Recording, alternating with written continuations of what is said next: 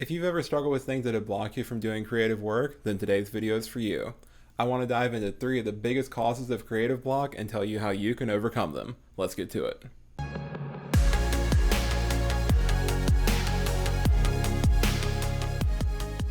Hey, I'm the Improvement Geek, sharing scientific self-improvement to help you achieve your goals.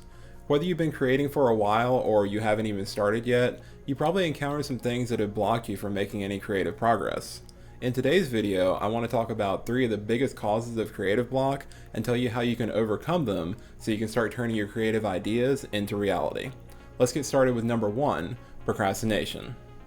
I've been really excited about making today's video for you, but I'll just do it later. 1 eternity later. Alright, I'm back. It's recording time. Let's do this. Look, we've all been there. We've had something that we need to do or we want to do, but somehow we keep putting it off and never seem to get started. And this is one of the biggest problems I see a lot of creators have. They put off their creative work and don't seem to get much, if anything, accomplished. Worse yet, there are many aspiring creators who have great ideas and want to make something out of them, but just never bring themselves to actually doing it. This is a big problem, especially for newer creators, because when you procrastinate, you're actually costing yourself the experience you could be gaining from doing things. Sure, you can learn a lot from theory or examining the work of others, but the lessons you learn from doing things yourself are incredibly valuable. In my case, I've only been making videos for about 3 months now, but I've already learned a ton from actually doing the work and getting feedback from it. Have you ever sat down at your desk intending to work on something but started to feel anxious or uncomfortable, so you stopped and went and did something else? It's because that work is outside your comfort zone and your subconscious mind is resisting it. If you put in the extra conscious effort to push through the discomfort and keep working, your subconscious will adapt to your new activity and you'll face less resistance. But if you keep quitting when it doesn't feel good, then your subconscious will adapt to that too, and it'll be harder for you to break that habit. Setting up a schedule for yourself can really help you break your habit of procrastinating. Try scheduling distraction-free times for yourself to do your creative work. To help you stick to it at first, start small with 5 or 10 minute periods and work your way up as you go, and you'll quickly form a good routine. Similarly, me committing to uploading my YouTube videos every Saturday has really kept me on track. Without that schedule to go off of, then I wouldn't be nearly as productive as I have been lately. So now let's move on to creative blocker number 2, which is a lack of inspiration. I'm pretty active in several content creator communities, and I often see people saying that they're stuck in a rut and they don't know what to make next. If you've been feeling a similar lack of inspiration, then my advice to you would be to spend some quality time immersing yourself in the type of content that's relevant to what it is you want to make. For example, the inspiration for most of my videos comes from books, videos, and research articles related to cognitive science. If you want to be a gaming YouTuber, spend some time watching your favorite Pong streamer.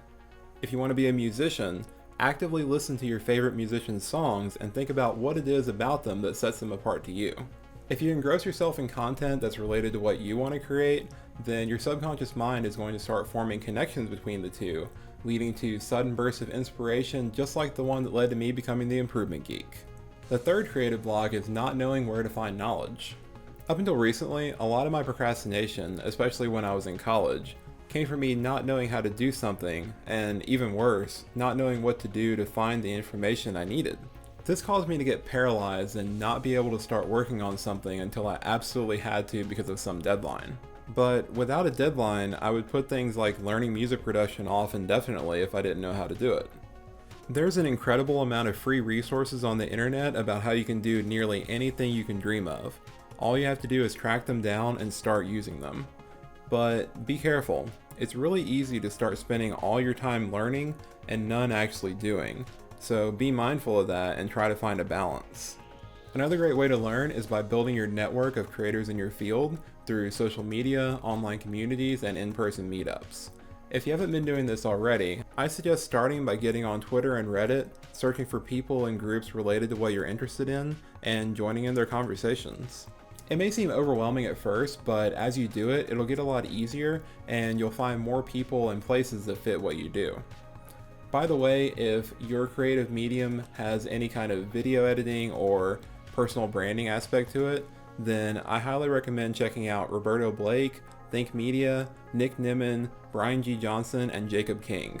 They all have a ton of great content to help you be a better content creator, and I'll put links to each of their channels in the description.